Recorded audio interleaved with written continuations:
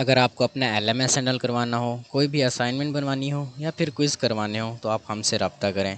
इसके अलावा अगर आपको किसी भी सब्जेक्ट की ऑनलाइन क्लासेस चाहिए या फिर अपना प्रोजेक्ट बनवाना हो या फिर प्रोजेक्ट की कोई भी असाइनमेंट या उसके रिलेटेड कोई भी गाइडेंस चाहिए तो आप हमसे रब्ता करें। तो आज हम CS411 का लेक्चर नंबर 26 और 27 देखेंगे। तो लेक्चर नंबर 26 में हमारे पास है कि नेविगेशन बेस्ड ऐप्स और मतलब नेविगेशन होती क्या है, हम नेविगेशन करवा कैसे सकते हैं या नेविगेशन का इंटरफेस क्या होता है। तो हमारे पास जो नेविगेशन होती है कि we can go from one user interface to another and then another user interface, कि हम एक यूज़र इंटरफेस से दूसरे यूज़र इंटरफेस में जा सकते हैं और अब अगर हम चाहें तो उसके बाद तीसरे यूज़र इंटरफेस में भी जा सकते हैं। जिस तरह ये है हमारे पास, इससे आगे कोई लिंक होती तो हम उससे आगे चले जाते, या इससे आगे हमारे पास कोई लिंक होती तो हम उससे भी आगे चले जाते। फिर अगर हमारा दिल करता है कि हमने इसके बैक वाले ऑप्शन को दबाना है यानी इसके बैक वाले पेज पे जाना है तो हम यहाँ से बैक आ जाते। फिर हमें कोई फारवर्ड वाले पेज पे काम होता तो हम फारवर्ड वाले पेज पे काम कर देते। तो जिस तरह से हमारा मेन्यू बार हो गया या हमारे टैब्स हो गए, लिंक्स हो गए, या हमारे इवन बटन्स जिसमें हमारी नेविगेशन वाले आइटम्स हैं, वो जैसे कल भी मैंने आपको बताया था कि नेविगेशन क्या होती है। हमारा जो सेव होता है एक तरह से वो भी नेविगेशन होगी, सेव एज़ होता है वो भी एक तरह से नेविगेशन हो गई, या रीसेट हो गया, लॉगिन हो गया, लॉग आउट हो गया, ये सारे हमारे जो बटन्स होते हैं नेविगेशन का काम ही करते हैं। यानी वो एक पेज से हमें उठा के दूसरे पेज पे पहुंचा रहे होते हैं। हमारे जो एप्लीकेशन, जब भी हम कोई ऐप या गेम वगैरह इंस्टॉल करते हैं तो सबसे पहले वो क्या मांगता है हमें कि एक हमारे पास विज़ार्ड आता है जिसमें हमारी नेविगेशन लिखी हुई होती है, नेक्स्ट वाली, बैक वाली, या इसके अलावा कैंसिल वाली। तो वो भी एक तरह से हमारा नेविगेशन वाला काम ही हो गया। तो नेविगेशन बेस्ड विंडोज़ एक्सप्लोरर, ये हम तो हमारे पास जो होते हैं navigation based apps like Windows explorer, media player, photo gallery. Window explorer हमारे पास एक है, वो भी नेविगेशन पे काम करता है, या फ़ोटो गैलरी होगी। फ़ोटो गैलरी हमारी नेविगेशन पे काम किस तरह करेगी कि हम स्वाइप करते हैं उन पिक्चर्स को, जब भी हम कोई पिक्चर्स वहाँ पे देखते हैं तो यहाँ से हमारे पास फॉरवर्ड वाला और यहाँ से हमारे पास बैक वाला एक ऑप्शन आ जाता है, तो हम उसको फॉरवर्ड भी कर सकते हैं, यहाँ से बैक भी कर सकते हैं। वो भी हमारी एक तरह से नेविगेशन भी आ सकती है। इसके अलावा हम अगर उसको कॉपी करना चाहें, कट करना चाहें, या उसकी इवन प्रॉपर्टीज़ भी देखना चाहें तो वो भी नेविगेशन हमें करवा देता है जो उसका सिस्टम होता है। तो नेविगेशन विंडो, और उसके बाद आ जाता है हमारे पास एक फ्रेम आ जाता है या फिर पेज आ जाता है। सबसे पहले तो हम पेज को देखते हैं, पेज और नेविगेशन विंडो में क्या फ़र्क होता है। बेसिकली ये हमारी जो है ये एक विंडो है हमारे पास, और ये जो हम चैप्टर नंबर 26 लेक्चर 26 लिखा हुआ है ये हमारे पास आ गया एक पेज। पेज के अपने कोई नेविगेशन आइटम्स नहीं होते, वहाँ से यूज़र ने ख़ुद को ऐड करवाने पड़ते हैं। पेज के जो नेविगेशन आइटम्स हो गए उसमें हम उसके URL लिंक्स भी दे सकते हैं, या उसमें हम कोई भी डेटा पास करवा सकते हैं। जबकि जो ऐप के नेविगेशन लिंक होते हैं या विंडो के नेविगेशन लिंक होते हैं वो ऑलरेडी बिल्ट इन होते हैं। जैसे कि यहाँ पे ये रिफ़्रेश वाला है, या फिर ये होम वाला है, या फिर ये फॉरवर्ड वाला है, या फिर ये बैक वाला है, तो ये ऑलरेडी बिल्ट इन है। बाकी ये जो हमने बनाए हैं ये यूज़र ने खुद डिफ़ाइन करवाए हैं, ठीक है। अगर इसके बाद अगर देख लें, ये ज़ूम इन वाला है, ज़ूम आउट वाला है, ये भी विंडो के बिल्ट इन है। यानी हर तरह की विंडो में ज़ूम वाला ऑप्शन होता है, लेकिन जो पेज में हम देते हैं, पेज को ज़ूम इन और ज़ूम आउट करवाने के लिए, ये जस्टिफाई कंटेंट करवाने के लिए, वो हमें अलग से देना पड़ता है उसके प्रॉपर्टीज़ वगैरह। नेविगेशन विंडो, और उसके बाद आ गया फ्रेम। अब देखिए ये हमारे पास होगी नेविगेशन विंडो, और एक होता है फ्रेम कि जो उस विंडो को हैंडल कर रहा होता है। उसके फिर अंदर आ जाता है पेज। पेज और विंडो का डिफरेंस तो हमने देख लिया कि पेज वो होता है जो किसी विंडो में होस्ट हो सकता है, इसकी अपनी नेविगेशन वाली प्रॉपर्टीज़ नहीं होती, वो हम चाहें तो खुद से ऐड करवा सकते हैं। लेकिन मोस्ट ऑफ़ पेजेस जो है उसमें सिर्फ हम पेज टू पेज नेविगेशन ही करवाते हैं। यानी यहाँ पे एक हम लिंक दे देते हैं कि जैसे आप किसी भी वेबसाइट से कोई सलूशन डाउनलोड करने जाएँ तो यहाँ पे लिखा होता है कि डाउनलोड हेयर, तो यहाँ से हम उसको डाउनलोड हेयर पे जब क्लिक करते हैं तो वो जाके किसी और पेज में वो ओपन हो जाता है हमारा इंटरफेस। तो ये पेज टू पेज नेविगेशन होगी। ज़्यादातर ये HTML में हम यूज़ करते हैं ये पेज टू पेज नेविगेशन।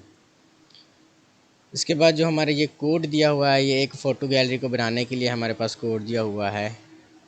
तो टाइटल हमारा जो विंडो होगी उसका होगा फ़ोटो गैलरी, और उसमें जो सोर्स पड़ा होगा वो main page dot XAML file होगी एक। यहाँ पे आप देख भी सकते हैं कि पेज की जो होती है वो अपनी प्रॉपर्टीज़ में सब कुछ तो ऐड हो जाता है हमसे, लेकिन उसकी ऑन क्लोजिंग या ऑन क्लोज प्रॉपर्टीज़ नहीं होती। यानी पेज को हम यहाँ से, जैसे ये विंडो को हम क्लोज़ कर सकते हैं, विंडो को मिनिमाइज़ कर सकते हैं, यहाँ से हम पेज को मिनिमाइज़ नहीं कर सकते। या तो हम ये टैब को मिनिमाइज़ करें, लेकिन ये टैब भी हमारा एक तरह से विंडो का हिस्सा हो गया, जहाँ से हम इस टैब को क्लोज़ करते हैं। अगर इसको क्लोज़ करते हैं, ये हम विंडो पे काम कर रहे हैं, लेकिन ये हमारे पास पेज कोई ऑप्शन नहीं दे रहा कि आपने इसको क्लोज़ करना है या क्लोज़ वाला ऑप्शन कैसे देना है। हम जस्ट उस विंडो को ही क्लियर कर देते हैं इस पेज को हम हटाने के लिए, ठीक है। या तो हम यहाँ से टैब दबा देते हैं कि आपने टैब को क्लोज़ करना, तो ये वाला टैब हमारे पास क्लोज़ हो जाता है। बाकी इसमें हम जो बैक और फॉरवर्ड वाले ऑप्शन है वो भी हम पेज में करवा सकते हैं, यानी वो यूज़र ने खुद से डिफ़ाइन करने होते हैं कि कहाँ पे जाके इसके बैक और फॉरवर्ड वाले ऑप्शन अमल करेंगे। जैसे मैं आपको दिखा दूं कि यहाँ पे अगर हम लगा दें कि यहाँ से वो फॉरवर्ड करेगा पेज को और यहाँ से बैक करेगा, यानी पेज को आगे पीछे, जिस तरह बुक्स के पेजेस होते हैं ना, तो हम उनको हाथों से आगे पीछे कर रहे होते हैं, इस तरह यहाँ से भी 2 बटन हमें लगाने पड़ेंगे नेविगेशन करवाने के लिए। तो ये खुद से यूज़र को डिफ़ाइन करना होता है। अब आ जाते हैं कि हमने इन नेविगेशन को अगर हम पेज में करवाना चाहें तो किस तरह करवा सकते हैं। उसके लिए हमारे पास यूज़ होती है दिस डॉट नेविगेशन सर्विस। आगे ये जहाँ पे टाइटल लिखा हुआ है यहाँ पे हम कोई भी दे सकते हैं। अगर यहाँ पे हमने रीलोड करवाना है या रिफ़्रेश करवाना है, या हमने इवन यहाँ पे कॉपी करना है या पेस्ट करना है या कट करना है, वो भी हम यहाँ पे लगा सकते हैं। नीचे उन्होंने लिखा हुआ है कि जब ये वाली प्रॉपर्टीज़ टाइटल की जगह उन्होंने रिफ़्रेश कर दिया, तो आप जब भी यहाँ पे प्रेस करेंगे, ये बेसिकली एक बटन पे प्रॉपर्टी दी हुई होगी या एक नेविगेशन आइटम में। यहाँ से मेरा नेविगेशन आइटम, आप समझ लें यहाँ पे इन्होंने प्रॉपर्टी दी हुई है this dot navigation service dot refresh वाली। तो यहाँ से जब हम इसको लोड करवाएंगे तो ये रिफ़्रेश होना शुरू हो जाएगा। हमारे पास 3 मेथड होते हैं नेविगेशन करने के लिए। पहला होता है कॉलिंग द नेविगेशन मेथड, जिस तरह ये हमने नेविगेशन का एक मेथड यहाँ से कॉल कर लिया। दूसरा होता है हमारे पास हाइपरलिंक्स, और तीसरा होता है यूजिंग जर्नल।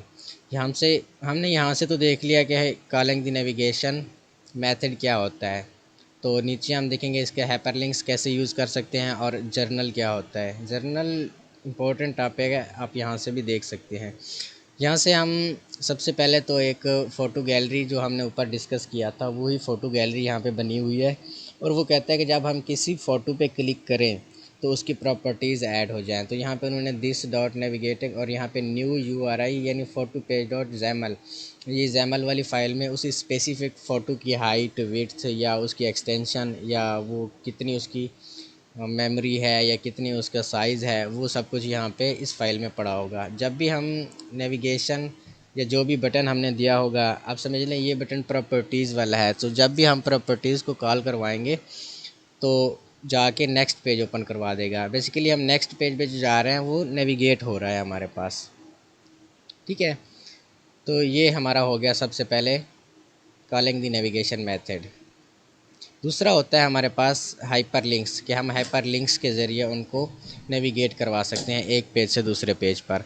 अब जो लोग HTML यूज़ करते हैं उनको तो पता है कि कैसे एक पेज से दूसरे पेज पे हम जाते हैं।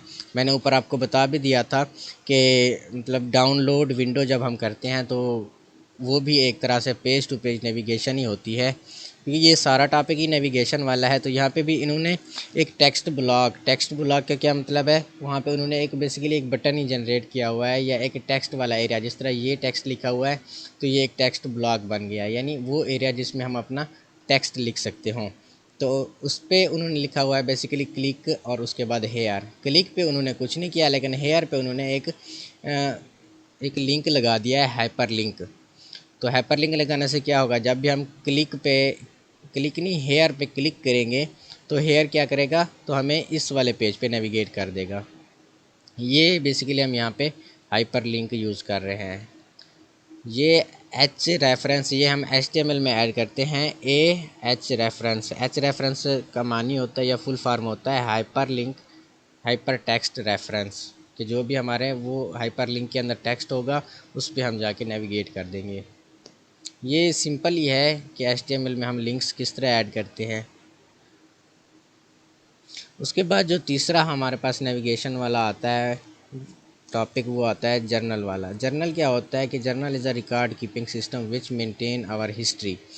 अब इसमें हिस्ट्री का जिक्र कैसे आ गया? अब देखें, हिस्ट्री का जिक्र ऐसे आ गया कि जब भी हम किसी पेज पे फॉरवर्ड करते हैं, सपोज़ करें मैं एक यहाँ पे वेबसाइट बना रहा हूँ, वेबसाइट को हम विज़िट कर लेते हैं यहाँ से VUVWN, जो हमारी ये वेबसाइट है। जब हम इसको लोड करते हैं, अब देखिए मैंने क्या जाना है, मैंने बस जाना है इस असाइनमेंट पे। जब मैं इस असाइनमेंट पे जाऊंगा तो ये वाला जो हमारा फॉरवर्ड वाला ऑप्शन है ये अभी डिसेबल रहेगा। जब मैं इसको बैक करूंगा तो ये हमारा फॉरवर्ड वाला ऑप्शन इनेबल होगा। कल हमने ये टॉपिक पढ़ा था कि ये इनेबल और डिसेबल किस टाइम होते हैं।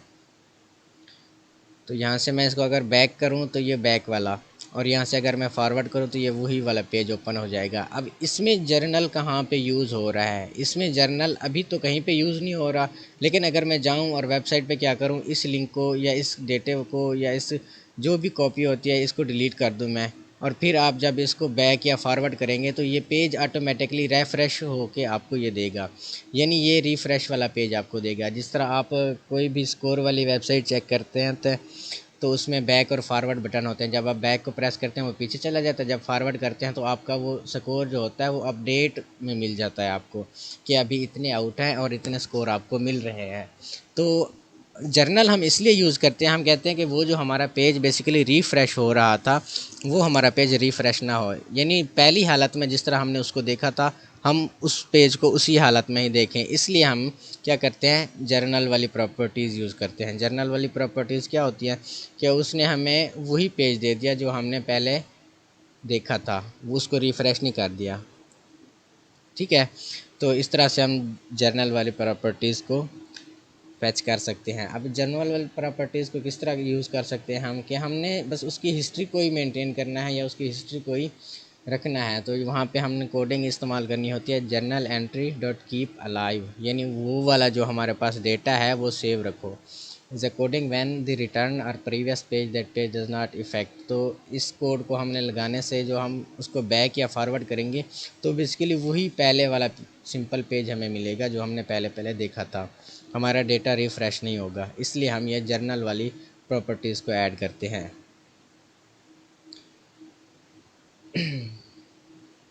इसका पर्पज़ भी यही है कि हम जब इसको बैक और फॉरवर्ड बटन पे क्लिक करते हैं तो ये रिफ़्रेश करके नहीं देता, इसलिए हम इसको जर्नल वाली प्रॉपर्टीज़ यूज़ करते हैं।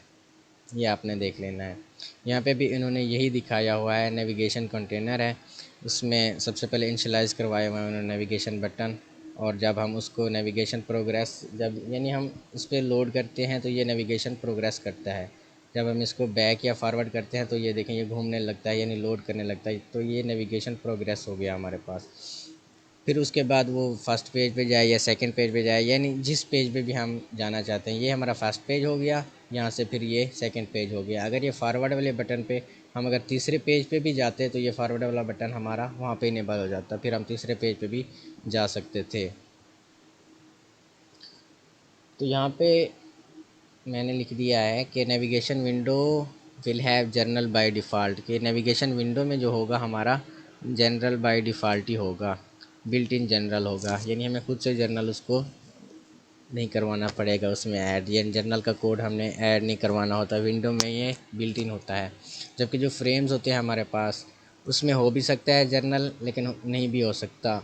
उसके लिए हमारे पास तीन प्रॉपर्टीज़ हैं कि अगर हम उसमें वही जर्नल वाला शो करवाना चाहते हैं तो वहाँ पे हम लिख देंगे journal ownership property is equal to owns. जब ये वाली प्रॉपर्टी हम वहाँ पे लिख देंगे या ओवरराइड करवा देंगे इस प्रॉपर्टी को, तो हमारा जो जर्नल होगा वहाँ पे फिर काम करना शुरू कर देगा। अब जब हम ये वाली property journal ownership property is equal to users parent journal, जब ये वाली हम वहाँ पे ओवरराइड करवा देंगे तो उस पर मतलब उस पे पहले वाले पेज पे वो अपने पेरेंट वाले पेज को देखेगी, इस वाले पेज को देखेगी कि हाँ भी इस पे हम जो जर्नल वाली प्रॉपर्टीज़ है वो इनेबल है या डिसेबल है। अगर इसमें वो इनेबल होगी, यानी हम चाहते हैं कि ये वाला पेज हमें रिफ़्रेश होके मिले, तो इस वाले पेज में भी ऑटोमेटिकली वो रिफ़्रेश होके मिल जाएगा, जर्नल वाली प्रॉपर्टी ट्रू हो जाएगी यहाँ पे। अच्छा, जहाँ पे हम इसको ऑटोमेटा कर देंगे, ऑटोमेटिक यहाँ पे देखेंगे ये ऑटोमेटिक लिया हुआ है इन्होंने, general properties is equal to automatic, क्योंकि यहाँ पे कोई भी चेंजिंग नहीं हो रही, क्योंकि जो डेवलपर है यहाँ पे कोई चेंजिंग ही नहीं कर रहा, तो यहाँ पे चेंजिंग कैसे होगी। ये 1 सेकेंड में 2 सेकेंड में चेंजिंग वहाँ पे होती रहती है जब मैचेस लगे हुए हों, हमें हर स्कोर की ये हर बॉल की अपडेट मिलती रहती है। तो जब हम उसको बैक और रिफ़्रेश करते हैं या फॉरवर्ड करते हैं, तो उसके बाद हमारी ये प्रॉपर्टीज़ ऐड हो जाती हैं जनरल वाली। पेज हमें रिफ़्रेश करके मिल जाता है। बेसिकली यहीं पे इतना कुछ ही लिखा हुआ है।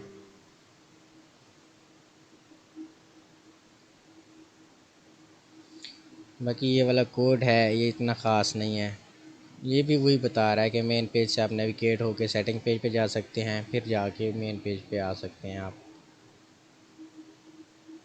इसके बाद जो हमारा 27 लेक्चर है वो थोड़ा सा अलग है नेविगेशन से। हमने सबसे पहले ज़ाइमल फ़ाइल पढ़ी थी लेक्चर नंबर 13 में तकरीबन, या लेक्चर नंबर 8 में, इससे आगे ही। तो आज हमारा जो टॉपिक है XBAPS यानी ज़ैमल ब्राउज़र ऐप्स। बेसिकली हम जो विजुअल स्टूडियो कोड में कोई भी C# से पेज बनाते हैं या कोई भी एप्लीकेशन बनाते हैं, तो वो उसी इंटरफेस में यानी विजुअल स्टूडियो वाले इंटरफेस में चलती है, यानी विंडोज़ बेस्ड होती है। WPF का मानी भी यही है कि वो विंडो पे ही रन हो सकेगी। लेकिन जो हमारे पास ज़ैमल ब्राउज़र बेस्ड एप्लीकेशन होती हैं, वो कौन सी एप्लीकेशन होती हैं? That combines feature for both web application and rich client content. तो रिच क्लाइंट कंटेंट क्या होता है? यानी वो किसी दूसरे सिस्टम पे भी हमारे पास वो वाली जो एप्लीकेशन होती हैं वो रन हो जाती हैं। उसके बाद हो गया सिल्वर लाइट। सिल्वर लाइट क्या होता है? जो एक ही टाइम में क्रॉस बेस्ड प्लेटफॉर्म है, यानी वो विंडोज़ पे भी चल सकता है, माइक पे भी चल सकता है, लिनक्स पे भी चल सकता है। हर तरह के ये प्लेटफॉर्म वहाँ पे अवेलेबल होता है। लेकिन जो हमारा WPF होता है वो सिर्फ विंडोज़ पे ही रन हो सकता है। यहाँ पे वो कहता है कि Silverlight more popular to deliver partial trust WPF content. अब हमारे पास जो पार्शल ट्रस्ट WPF कंटेंट होता है वो क्या होता है? यहाँ पे मैंने इसको थोड़ा सा एक्सप्लेन भी कर दिया है कि पार्शल ट्रस्ट WPF कंटेंट क्या होता है। बेसिकली जब भी हम कोई भी एप्लीकेशन किसी वेबसाइट से डाउनलोड करते हैं तो उसे हमें अलाउ करना पड़ता है। मोबाइल पे देखें, जब भी प्ले स्टोर से कोई भी एप्लीकेशन आप डाउनलोड करते हैं तो वो आपके फाइल्स, फ़ोटोज़ या कैमरा या लोकेशन वगैरह को वो कहता है कि अलाउ करो, या फिर आप इसको डिसअलाउ यानी ब्लॉक कर दो, या फिर अलाउ करो या फिर ब्लॉक कर दो। तो अलाउ का मतलब क्या होता है? अलाउ का मतलब होता है कि हम उसको एक तरह से रास्ता दे रहे हैं कि आप हमारे मोबाइल में या लैपटॉप में घुस जाओ, आपको यहाँ पे सब कुछ प्रोवाइड मिलेगा, आपको कोई रोकने वाला नहीं होगा कि आप यहाँ पे एक्सेस कर सकते हो। हम उसको अपने मोबाइल का, लैपटॉप का या कंप्यूटर का एक्सेस दे देते हैं उसको अलाउ करके, ताकि हम वो इंस्टॉल हो जाए। तो जब हम उसको अलाउ करते हैं, कुछ होते हैं जो हैकर इस्तेमाल करते हैं, वो हैकिंग के लिए इस्तेमाल करते हैं कुछ ऐप्स जो कि फ़ेक होते हैं। जैसे हम किसी ऐप को क्रैक करना चाहते हैं तो उसमें कुछ ऐसी फाइल्स भी आ जाती हैं कि जिनको हम अलाउ कर देते हैं तो वो हमारा डेटा वहाँ से लीक हो जाता है। तो पार्शियल ट्रस्ट कंटेंट भी वही होता है कि जो थर्ड पार्टी को हम एक्सेस करते हैं तो हम सोच समझ के किस तरह एक्सेस कर लेते हैं। तो उसके लिए हम एक बनाते हैं सैंड बॉक्स। सैंड बॉक्स में हमें क्या मिलता है? सैंड बॉक्स में हमारी ऑलरेडी उसकी जो अलाउ और डिसअलाउ वाली प्रॉपर्टीज़ हैं, या किस चीज़ को हमने अलाउ करना है और किस चीज़ को हमने ब्लॉक करना है, वो वाली सब हम उसमें प्रॉपर्टीज़ दे देते हैं कि आपने इस चीज़ को अलाउ करना है, ये अगर हमारे सिस्टम के लिए अच्छी है तो आपने इसको अलाउ करना है, नहीं तो इसको ब्लॉक कर देना है। तो सैंड बॉक्स हमारे पास जो हो गया वो हैकिंग वगैरह से बचाने के लिए एक विज़ार्ड ही कह लें, या ऑलरेडी हमारे पास डेटाबेस बना होता है कि आपने जो एप्लीकेशन डाउनलोड करनी है वो वायरस बेस्ड ना हो, वायरस स्कैन्ड हो। जिस तरह हमारे पास जो वायरस प्रोटेक्शन है, virus and threat protection Windows का, ये भी उसी तरह से काम करता है कि उसमें विंडोज़ ने डाली हुई होती हैं प्रॉपर्टीज़ के फ़लाना वायरस है, आपने अगर इसको देखना है तो उस ऐप को क्या करना है, विंडोज़ से ही उड़ा देना है, क्योंकि ये हमारे सिस्टम के लिए अच्छा नहीं है। तो rich partial trust WPF content यही होगा।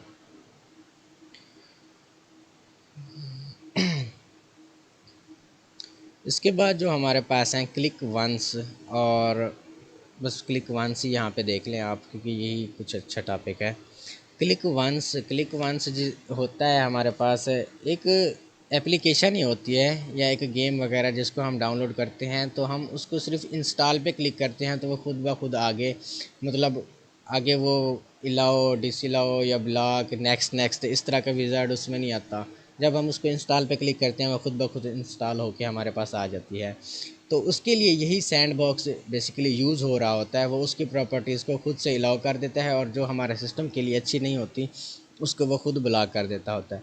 तो ये क्लिक वंस जो होता है ये कैश मेमोरी पे डिपेंड करता है, यानी ये कैश मेमोरी को इस्तेमाल करता है। कैश मेमोरी हमारी क्या होगी, जिस तरह हम वीयू पे जाते हैं, लॉगिन करते हैं, आईडी डालते हैं, पासवर्ड डालते हैं, तो वो एक कैश मेमोरी में हमारे पास सेव हो जाती है कि नेक्स्ट टाइम जब भी हम आएँ तो वो हमें हिंट देता है कि आपने ये वाला डेटा पुट किया था, आप अगर दोबारा चाहें तो इस वाले डेटे से लॉगिन या लॉग आउट कर सकते हैं। तो कैश मेमोरी भी इस तरह से होगी कि ये बेसिकली हमारे पास ये फाइल्स पड़ी होती हैं, जो हमारी हिस्ट्री हिस्ट्री भी हमारी कैश मेमोरी हो गई, ठीक है ना।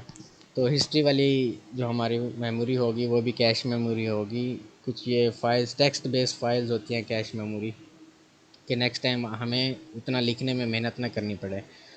तो ये कैश मेमोरी काम करती है। क्लिक वंस जो फंक्शन होते हैं, हम एक दफ़ा तो उस एप्लीकेशन को नेक्स्ट नेक्स्ट कर देते हैं, लेकिन जब दूसरी बार उसको इंस्टॉल करते हैं तो वो हमें देखता है कि ये वाली तो इंस्टॉल पहले से थी, तो हम इसको क्या करते हैं, नेक्स्ट नेक्स्ट वाला ऑप्शन वो हमें नहीं देता, डायरेक्ट ही वो हमें इंस्टॉल करवा देता है। तो क्लिक वंस का जो हमारे पास डिप्लॉयमेंट है, यानी इसका जो डिसएडवांटेज है वो ये है कि जब भी हम कोई भी एप्लीकेशन को अपडेट कर रहे होते हैं तो वो हमसे जल्दी अपडेट नहीं होती। उसको अपडेट करने के लिए हमें क्या करना पड़ता है, पहले उस एप्लीकेशन को अनइंस्टॉल करना पड़ता है, दोबारा से फिर अपडेट करना पड़ता है, उसको दोबारा से इंस्टॉल करना पड़ता है। तो अपडेट हमारे पास कैसे नहीं होती, क्योंकि हमारी जो फाइल्स में डेटा पड़ा होता है वो ओल्ड डेटा ही पड़ा होता है।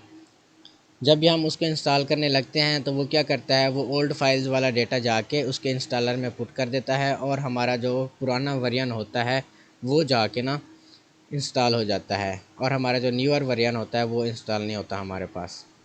जिस तरह आप समझ लें कि एक कोड हमने लिखा और उस कोड को हमने सेव नहीं किया, लेकिन जाके हमने ब्राउज़र से क्या किया, उसको बार बार रिफ़्रेश करते रहे। जब तक हमने वो सेव ही नहीं किया तो हम उसको रिफ़्रेश करते रहेंगे तो वो कोड हमारे पास कैसे वर्क करेगा। इसी तरह होता है, कैश मेमोरी भी इस तरह अमल करती है कि आप उसको बार बार ऐड करते रहते हैं अगर आपने उसको क्या करवाना है, उसका वर्जन चेंज करना है या उसको अपडेट करना है। तो जिस तरह विजुअल स्टूडियो में हम कुछ ना कुछ कोडिंग वगैरह करते हैं तो उसमें एक ऑप्शन लगा होता है कि वो हर सेकंड के बाद, यानी या हर मिनट के बाद, या फिर हम जो भी डेटा उसमें लिखते हैं, जो भी कोडिंग लिखते हैं, उसको वो इंक्रीमेंट करना शुरू कर देता है। वीएस इंक्रीमेंट्स इनको बोलते हैं। यानी जो भी हमने, अगर उसमें हमने क्या लिखा, उसमें हमने लिखा कि ए, तो वो इंक्रीमेंट कर देगा हमारी कैश मेमोरी में ए को कि इसने ए लिखा है। जिस तरह हम एक बार एक एप्लीकेशन बना लें तो दूसरी बार अगर उसी कोड को हम इस्तेमाल करना चाहें तो वो हमें कोड में हिंट्स देता है कैश मेमोरी के ज़रिए कि पिछली बार आपने ये वाले कोड की लाइन चेंज की थी, तो इस बार आपने ये वाला कोड लिखना है। अब देखिए, मैं यहाँ पे HTML का सारे टास्क करता हूँ। जब मैं यहाँ पे कोई HTML वाली फ़ाइल बनाता हूँ तो ये मुझे हिंट्स देता है कि आपने पुराना जो काम किया था वो इस तरह किया था। मैं यहाँ से बना लेता हूँ एक फ़ाइल और इसको सेव कर देता हूँ। इसका नाम मैं कर देता हूँ जी रिसोर्सेज, क्योंकि ये हमारा टॉपिक आएगा एक आगे और उसमें हमें, ये गलत बन गई मुझसे, इसको रीड करते हैं, यहाँ पे करते हैं।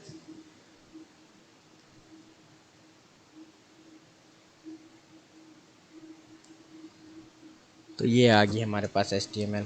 अब क्या करता हूँ मैं, सिंपली जब इस पर ये वाला ऑप्शन लाता हूँ, एंटर करता हूँ, तो ये हमें ये कोड दे देता है। ये कोड क्यों हमें देता है, क्योंकि ये कैश मेमोरी में उसके पास सेव होता है। वो हमें हिंट्स भी देता है,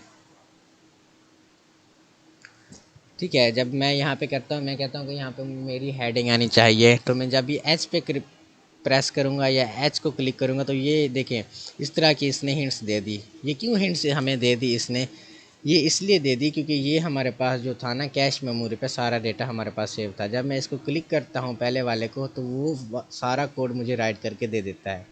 अब यहाँ पे एक बार मैंने रिसोर्सेज लिखा, जब मैं इस आर को दबाऊँगा, ठीक है, कैपिटल आर को, तो ये हमें रिसोर्सेज वाला ऑप्शन भी देगा कि आप पहले इसको लिख चुके हैं।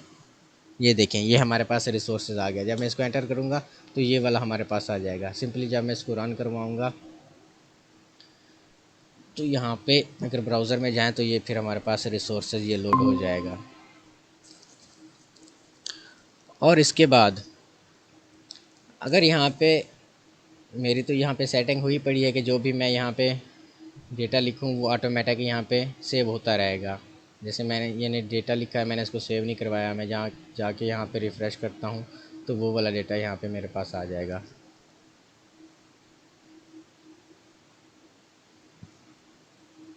ये देखिए मेरे पास वही डेटा आ गया। लेकिन जो हमारी एप्लीकेशन इंस्टॉलेशन होती हैं तो उसमें ये वाला डेटा ऑटोमेटिकली ऐड नहीं होता, क्योंकि वहाँ पे ना तो इंक्रीमेंट का कोई सीन होता है ना डिक्रीमेंट का कोई सीन होता है। तो उसके लिए हमें उसको फिर से दोबारा से इंस्टॉल करना पड़ता है, या दोबारा से हमें उसमें फंक्शन ऐड करने पड़ते हैं, कैश मेमोरी में फाइल्स ऐड करनी पड़ती है ताकि इसका ये वर्जन अपडेट हो जाए।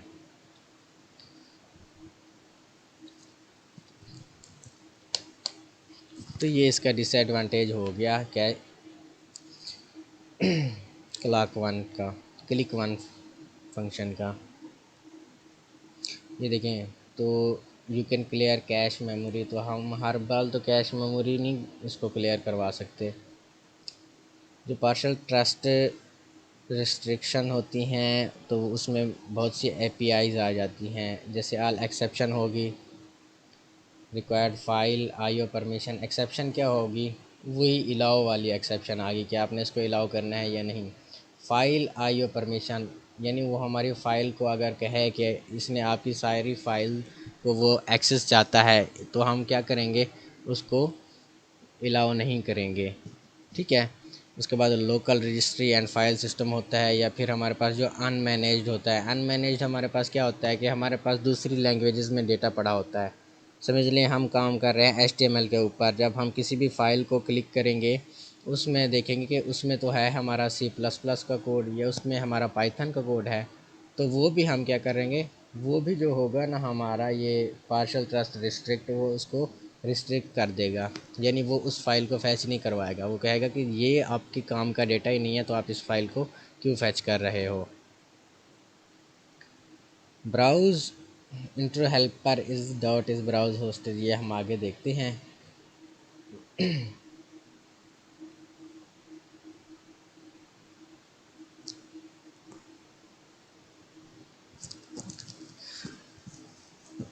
यहाँ पे हम देख रहे हैं कि हम किसी भी वेबसाइट को उसमें जो हमारे पैरामीटर्स होते हैं वो हम किस तरह ऐड करवा सकते हैं। तो उसमें हम दो तरीके से ऐड करवा सकते हैं। एक तो हमारा होता है URL और दूसरा होता है हमारा कैश मेमोरी।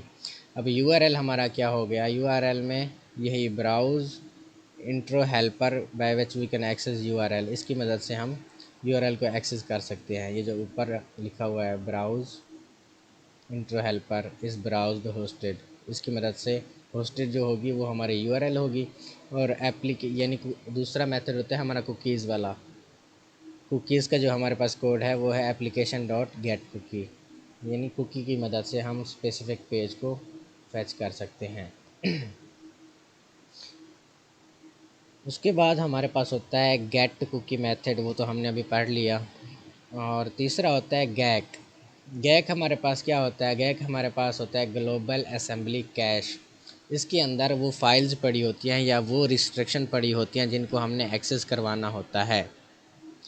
तो where shared assemblies get stored in a system, यानी जो हमारे असेंबलीज बनी होती हैं रिस्ट्रिक्शन वाली वो यहाँ पे एक ही बार में ऐड होती हैं। जब भी हम कोई नया ऐप इंस्टॉल करते हैं हम उसको क्या करते हैं, हम गैक को कॉल करवा देते हैं। तो ये गैक फैसला करता है कि कौन सी हमने उसको अलाउ करना है और कौन अलाउ नहीं करना, यानी किस चीज़ को हमने अलाउ करना है और किस चीज़ को हमने अलाउ नहीं करना। वो सारा कोड तो हमने यहाँ पे लिखा होता है।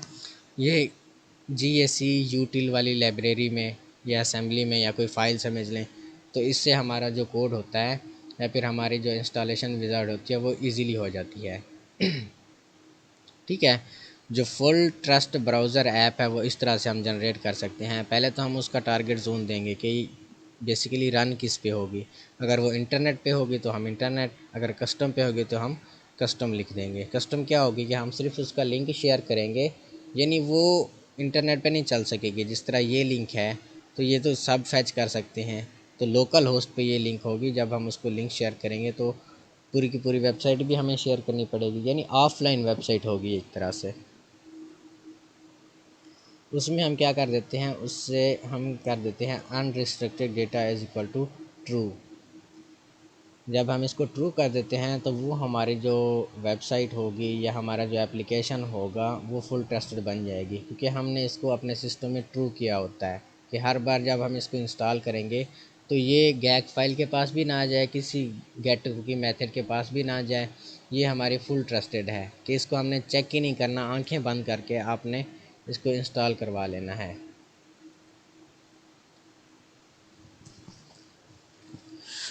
यहाँ पे फाइल्स डाउनलोड ऑन डिमांड, यहाँ पे ये छोटा सा टॉपिक है कि WPF कैसे वर्क करता है। WPF work on single page download.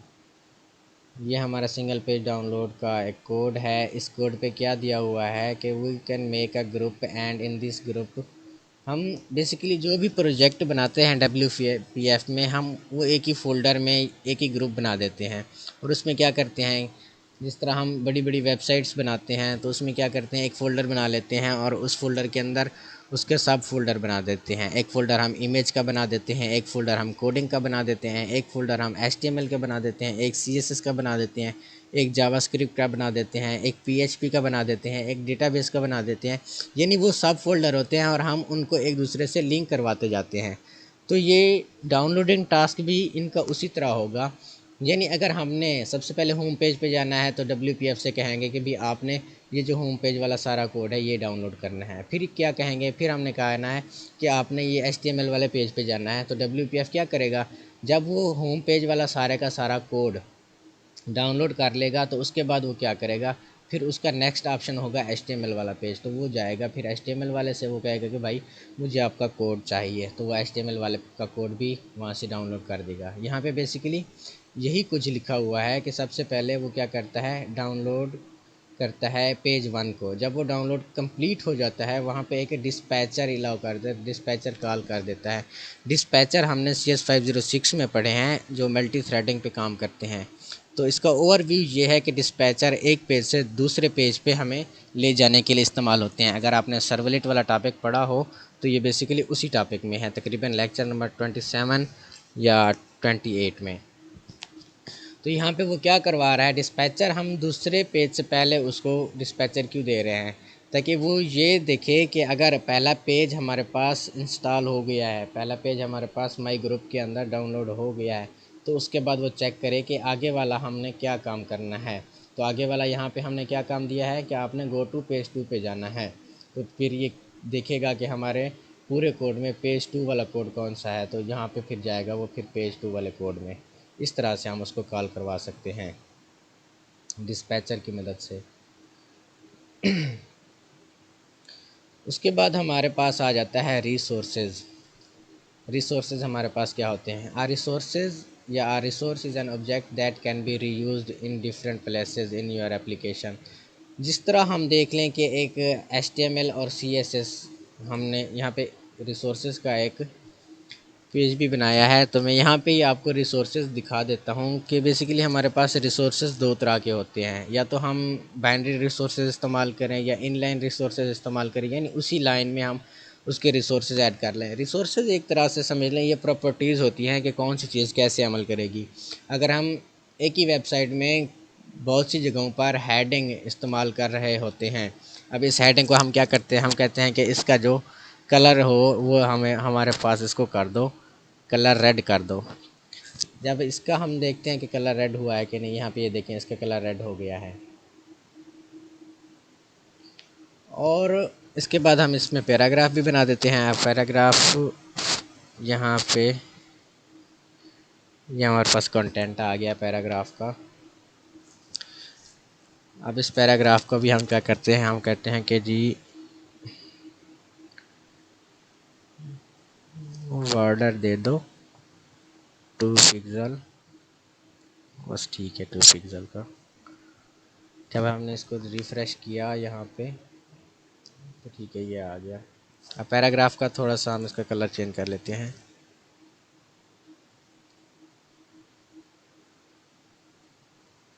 हाँ, ये आ गया हमारे पास। तो यहाँ पे हम इसका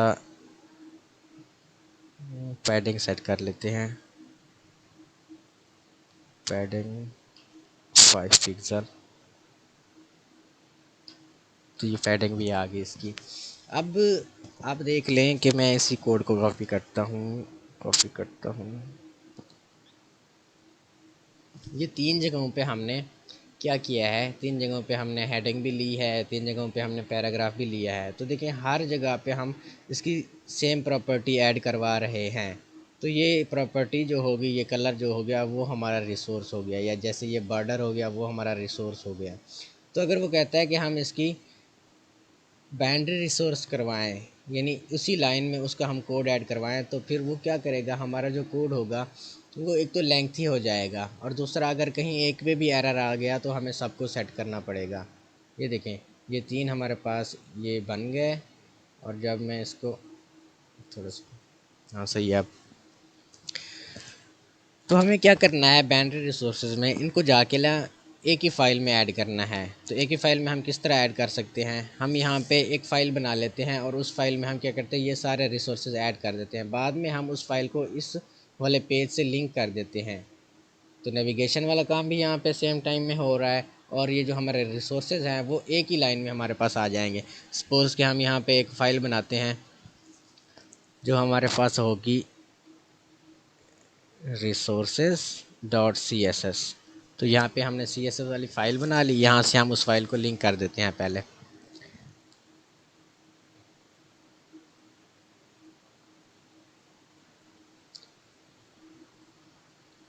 यहाँ से हमने फाइल का नाम रखा था रिसोर्सेज।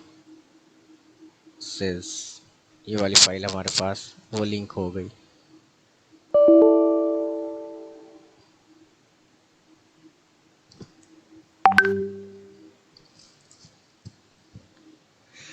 यहाँ पे सबसे पहले देखते हैं कि ये फ़ाइल हमारे पास वर्क कर रही है नहीं, तो फिर यहाँ पे कोड ऐड कर देते हैं कि बॉडी का जो बैकग्राउंड कलर हो जाए वो हो जाए जी रेड।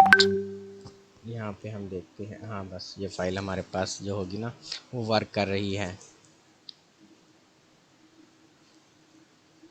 अब हम क्या करते हैं, अब हमारे पास वहाँ पे हेडिंग थी। सबसे पहले तो हम ये हेडिंग वाला ये रिसोर्सेज यहाँ से डिलीट कर रहे हैं। हर हेडिंग के हमने अलग तरह से रिसोर्सेज लिखी हैं, तो इस रिसोर्स को हम डिलीट कर देंगे। ये वाला रिसोर्स हमारे पास डिलीट हो जाएगा। पैराग्राफ का भी हमने डिलीट करना है, ये पैराग्राफ वाला भी हमारे पास क्या हो जाएगा, डिलीट।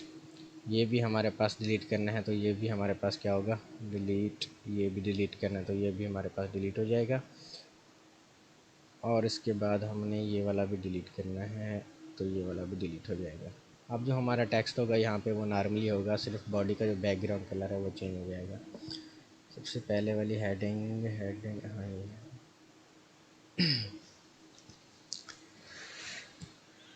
हाँ, उसके बाद हम क्या करते हैं, हम वही जो रिसोर्सेज वाली फ़ाइल बनाई है उसमें क्या करते हैं, हम एक चीज़ ऐड करवा देते हैं कि जो हमारी H1 हो यानी हेडिंग हो, उसका आप क्या कर दो, उसका जो कलर कर दो आपने वो करना है जी, इसका कलर हम ब्लू कर देते हैं। तो एक जगह पे हमने कोड दिया, लेकिन वो चेक करेगा कि H1 इस फाइल में किस किस जगह पे यूज़ हो रहा है। तो यहाँ पे वो चेक करेगा, और उस चेक करने के बाद यहाँ पे क्या करेगा, वही जो H1 जहाँ पे भी यूज़ होगा उसका वो एक ही कोड से उस सारे को वो चेंज कर देगा।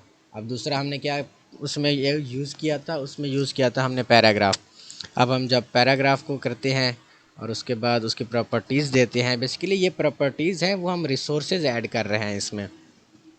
इसकी हम प्रॉपर्टीज़ दे देते हैं, हम क्या कहते हैं, इसका जो हो जाए जी बॉर्डर हो जाए वो हो जाए जी सॉलिड ब्लैक, और ये 3 पिक्सल का ये हो जाए, और इसके अंदर जो हमारी पैडिंग हो जाए, पैडिंग हमारे पास 10 पिक्सल हो जाए। तो हम यहाँ से देखते हैं, तो ये सब के ऊपर अप्लाई होगा। ये देख लें, ये सब के ऊपर ही अप्लाई हो गया है। जब हम इसको बैकग्राउंड कोई कलर दे दें तो ये पैराग्राफ का बैकग्राउंड कलर भी यहाँ से वो चेंज कर देगा। हम कहते हैं कि बैकग्राउंड कलर ये देना है, और उसके बाद जो फ़ॉन्ट वाला कलर है, फ़ॉन्ट कलर आपने क्या देना है जी, ये तो साइज सिलेक्ट हो गया, बस इसको कलर ही रखते हैं। जो कलर इसका हो गया हमारे पास, ये ब्राउन वाला कलर हो गया। तो सब पे ही वो वही ब्राउन वाला कलर यहाँ पे उसने ऐड करवा देना है, और सब पे उसने उसका बैकग्राउंड कलर ऐड करवा देना है। तो रिसोर्सेज का हमारे पास ये फ़ायदा होता है। एक तो होता है हमारे पास इनलाइन रिसोर्सेज, और एक होता है हमारे पास बाइनरी रिसोर्सेज। तो हम विंडोज़ पे भी रिसोर्सेज को ऐड करवा सकते हैं। उसके लिए हमारे पास ये वाला टैग होगा, और इसमें हमारा डेटा लिखा होगा कि इस डेटा पे हमने क्या करना है, रिसोर्स को ऐड करवा देना है। हम वी एस कोड में भी इस रिसोर्सेज के लिए कोई ना कोई फ़ाइल बना सकते हैं। तो वो फ़ाइल यहाँ पे तो ब्लर नज़र आ रहा है, लेकिन आपने देख लेना है कैसे बनती है। तो एम्बेडेड रिसोर्सेज, बेसिकली ये जो हम इनलाइन सीएसएस इस्तेमाल कर रहे थे वो था हमारे पास एम्बेडेड रिसोर्सेज। यहाँ पे देखें, जब हम इस लाइन के अंदर कोड करते हैं तो इस लाइन के अंदर हम क्या करते हैं कि आपने क्या करना है, अब देखिए बाय डिफ़ॉल्ट उनका जो हमने कलर दिया था वो ये था, लेकिन ये पैराग्राफ जो है, इस पैराग्राफ का हम क्या कहते हैं कि इसका जो कलर होना चाहिए, कलर वो होना चाहिए हमारे पास जी ब्लैक, बाय डिफ़ॉल्ट ब्लैक में आ जाना चाहिए। तो हमारा ये जो कलर होगा वो हमारा होगा ब्लैक। ये देखिए इसका कलर जो हो गया हमारे पास ब्लैक, और बैकग्राउंड जो कलर है उसको देना चाहें हम बैकग्राउंड माइनस कलर, और ये हमारे पास जो होना चाहिए वो होना चाहिए वाइट।